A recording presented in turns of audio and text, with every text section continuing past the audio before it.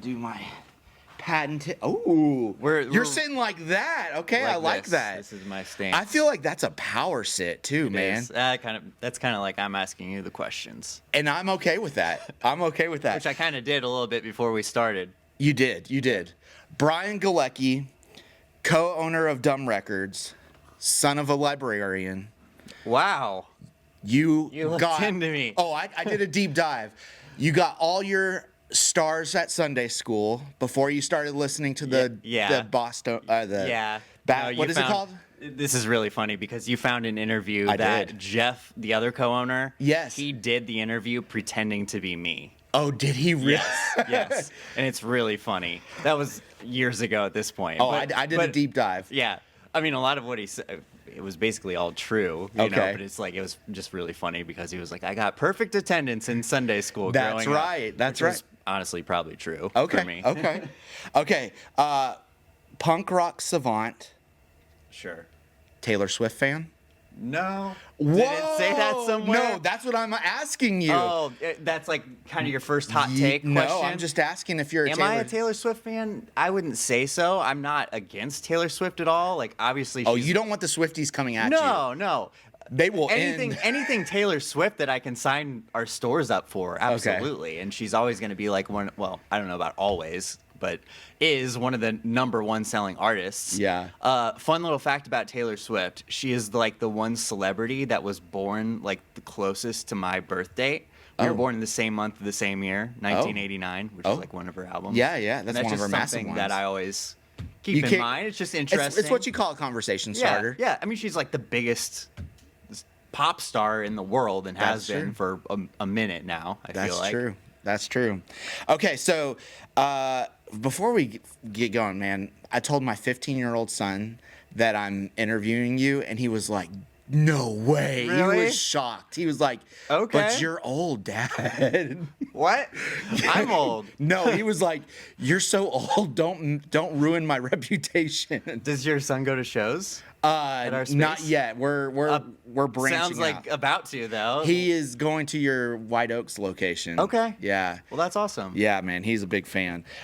So first thing I just got to know, I was looking up why you have a green elephant. Yeah. I know it came from a Christmas parade, and then like it just came a couple of years ago. What's the behind... first parade we took the elephant in would have been the Christmas parade downtown. Okay. Before we even had our store downtown. I've had it for maybe close to 10 years now. Okay. And people always come in and say, "Why an elephant?" And I'm always like, "What kind of question is that?" Because it's not like I had a whole zoo of animal sculptures to choose from. But why an animal sculpture? I mean, why? Why not? Okay. No, the story on the elephant is, so I used to work at Miles T-shirts. For 6 years doing graphic design.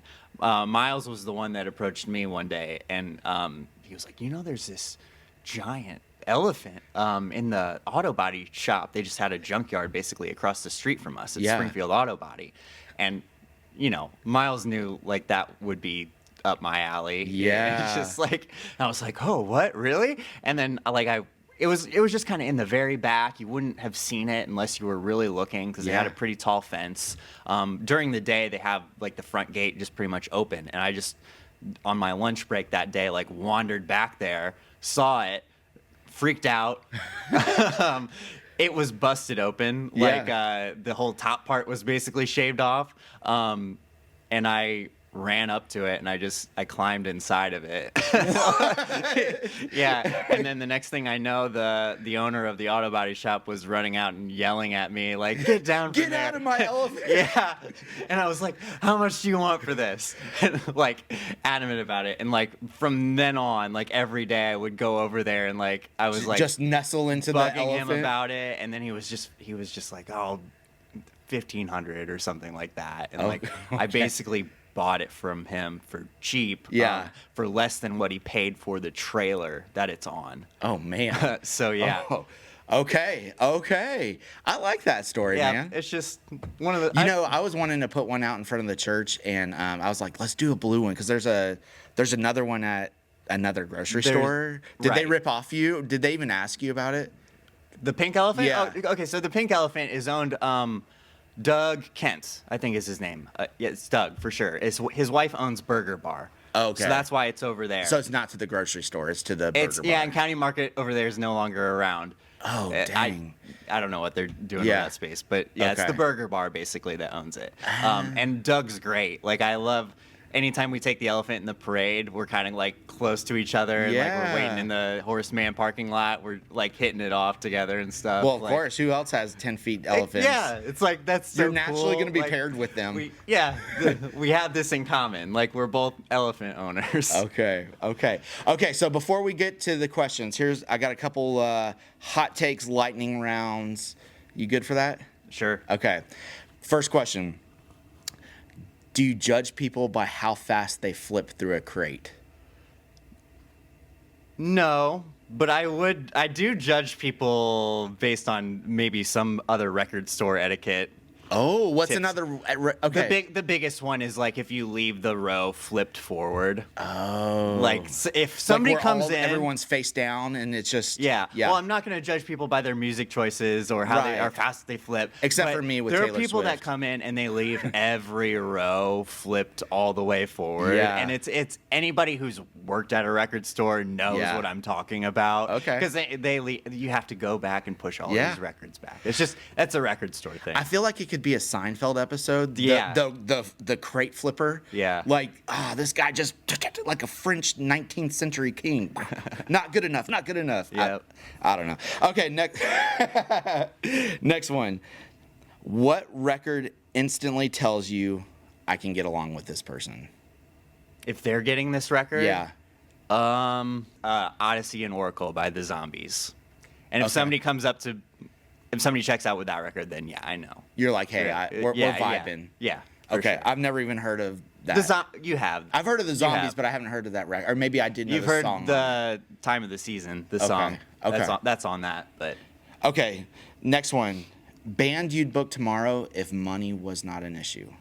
band I would book if money was not an issue. That's a great question. There's probably plenty of bands.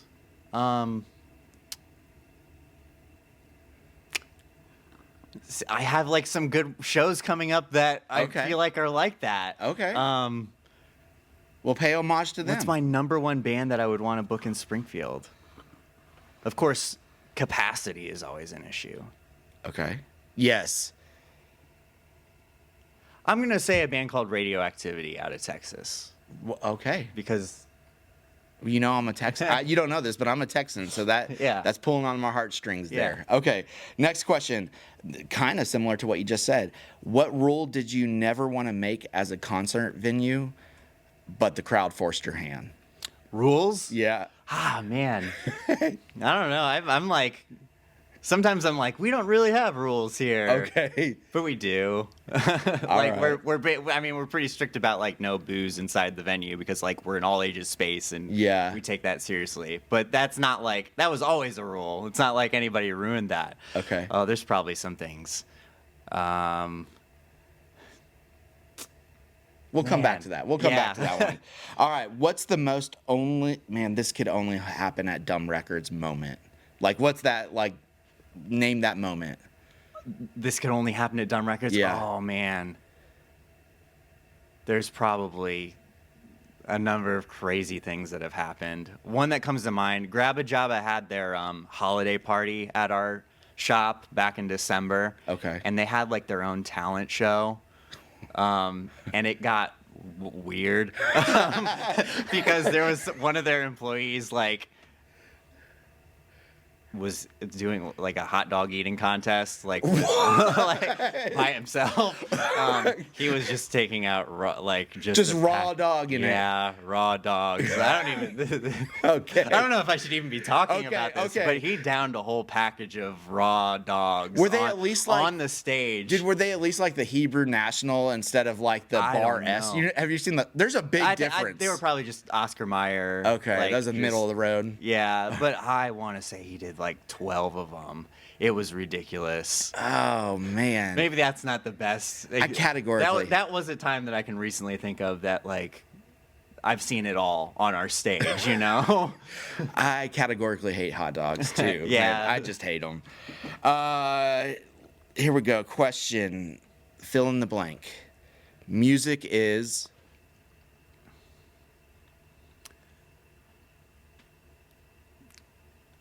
Does this have to be one word, or is this No, fill in. Music is something that bonds people. What do you work at a record store? So like, what is music to you? Music is kind of the background to a lot of things. I feel like it's something we can all connect on. Most people, I would think. Okay.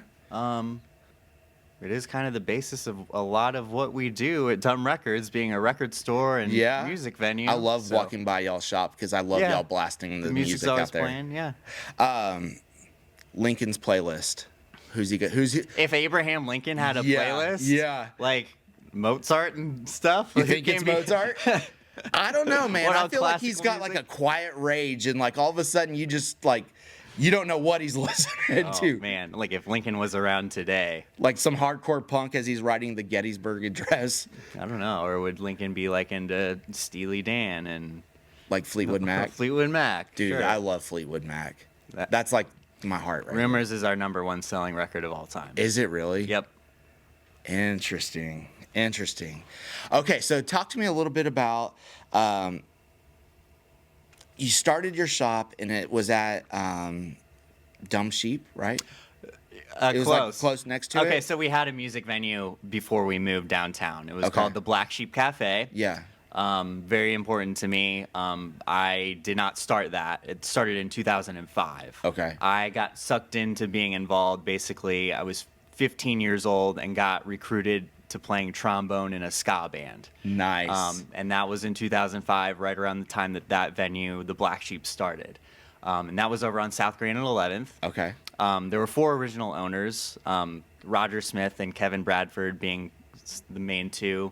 After the first or second year, all of the owners except for Kevin dropped off. And so Kevin Bradford was the one that ran the venue basically for 10 years before he stepped down. And overall, it was around for like, I want to say over 13 years, from 2005 to 2018. Dumb Records started at the beginning of 2014 by myself and with the help of Kevin and everything. And it was basically like an extension of the music venue. It made sense to start doing it. And it wasn't at all to make money or anything like that. It was just like, I had came from Champaign. I went to school there for 4 years over at U of I. And I was involved with the house that I lived at was a house venue. So we were booking shows, having punk bands play at the house. Yeah. And my other roommates were very involved booking shows, playing in bands. One of my roommates, Nathan Landel, he started Error Records in Champaign. Okay.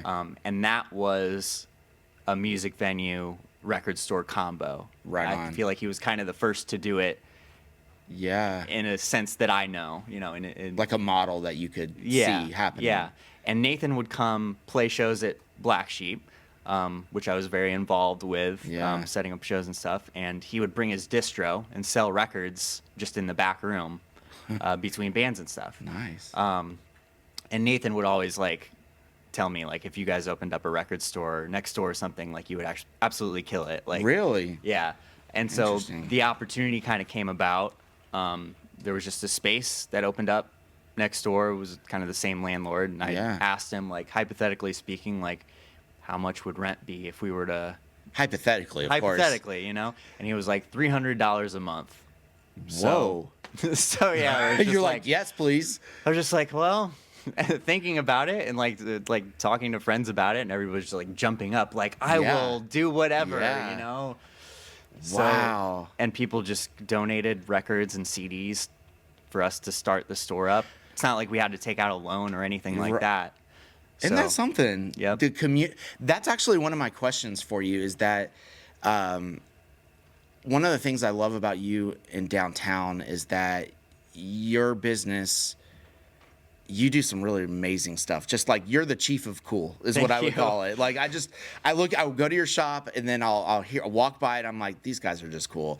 But community started your shop, essentially, is what I'm hearing. That came first, yeah. But absolutely. then, like, even now, you have listening parties, Pokemon, you have concerts. Like, community is a big deal. So, like, talk to me, like, unravel that thread for me. It's driven by community, and it's interesting how things have evolved.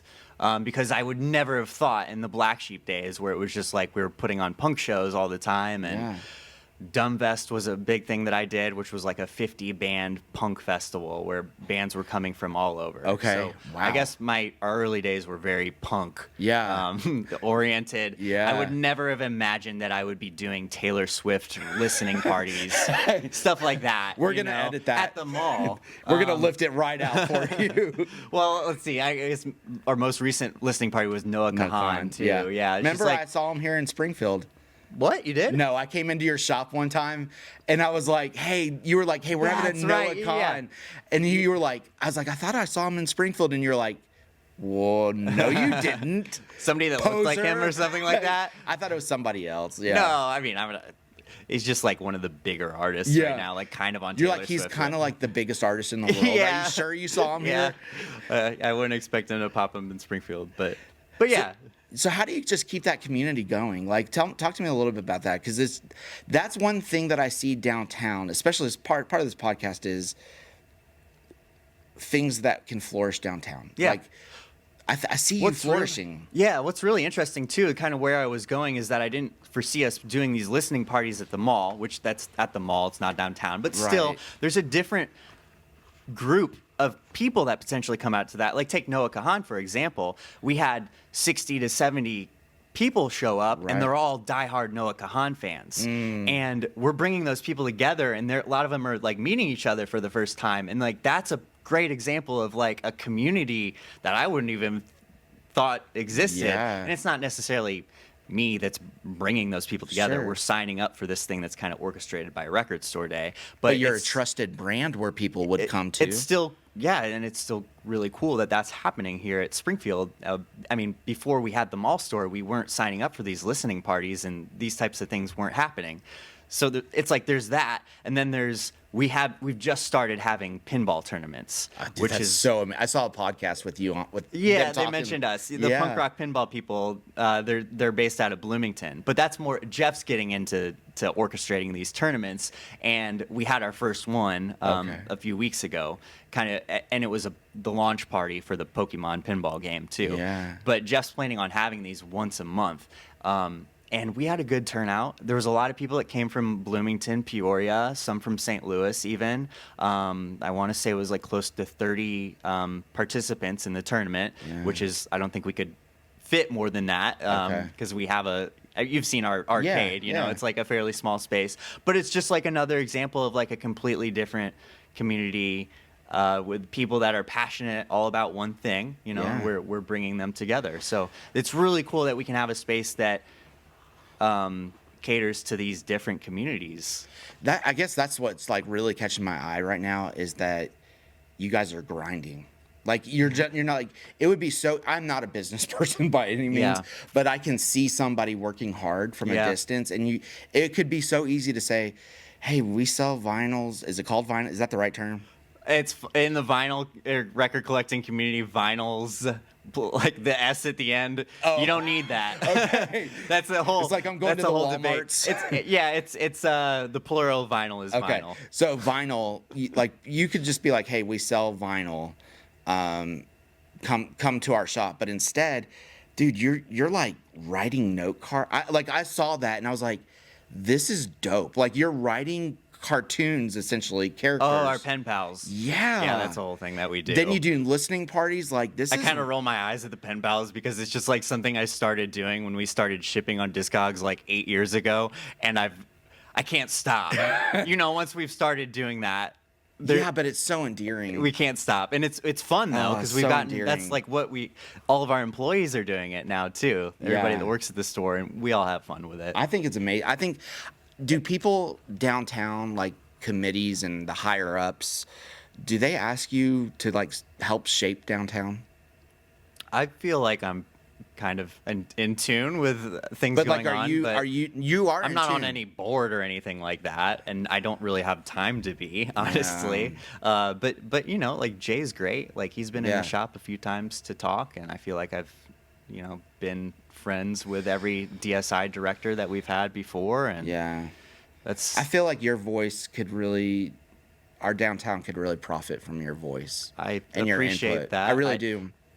I feel like my role here, though, like I'm all for our downtown and everything, but sometimes I feel like just my role is to have the best record store that I possibly can and do what I know. I can't hate on that. Yep. I really appreciate that answer. Thank you. And there's a lot of other people involved with Dumb Records that are also your grinding. co-owner, you probably have other people on your team. Yes, and I will say too, like talking about communities and stuff, and where we came from, hosting punk shows and all that.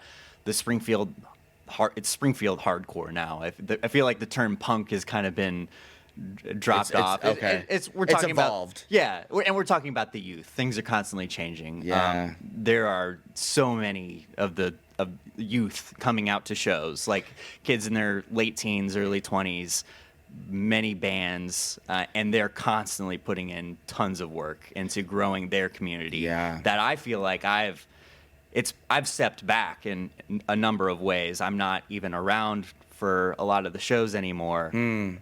I've acknowledged that my role is like keeping this place going behind the scenes. You're working on the business, not in it. Whereas I'm not the one booking the shows anymore. It's these kids, and they're constantly killing it. Like 100 kids out every show, like no matter what. That's actually, because I'm lame, I was at the car rider line to pick up my son the other day, and I was talking to one of the moms that I play pickleball with, which is even lamer. But I was like, hey, I'm gonna interview the guy, one of the owners of Dumb Records. First thing out of her mouth, I love what they are doing for the youth. They have made a space accessible for young kids. Yeah. And, that's just awesome. amazing. And it's important. Yeah. We'll never stop doing shows. Like I'll be straightforward with you. It's not a money maker at all for our business. I wouldn't imagine we don't make any money off of having bands play. Like basically all the door money that the kids, it's $10. It all goes back to the bands. Yeah. We could probably be a somewhat more successful business if we got rid of the venue portion and just filled it all with records, honestly, because we have to keep that other space, the venue space, basically. It's just our dollar room during the day, but we have to move everything around when we're doing shows. So it kind of limits us during the day. But like, I will never forget where we started, you know, and I wouldn't be doing a record store if it wasn't for the Black Sheep, for the music venue, for me being a 15-year-old kid going to those shows before I was 21. It's so important to have a place for kids who are under 21, it's not the bar, to go see bands and to be able to, for those bands that are underage to be able to play and to see your friends' bands, and a place that is able to bring in punk bands from all over the country and the world even. Man, even as you're saying that, I used to go to a place in 6th grade. This was for 6th, 7th, and 8th graders, but it was called the Gorilla Hole, and like local bands would come, and it was just for that age group, right? The Gorilla Hole? The Gorilla Hole. That's great. I love that. And where was this? This was in the Woodlands, Texas. Okay. Yeah. I feel like so many people have stories like that, where they were in high school or teens, and that's where they got introduced to DIY music. Dude, what a big role you have in people's lives. I didn't even connect the dots of how big of a role you have in, like, the development. Like, you're forming young kids, like, imagination and, like, story. That's pretty amazing. Thank you. That's really amazing. It's not me, but... Yeah, the team. The team.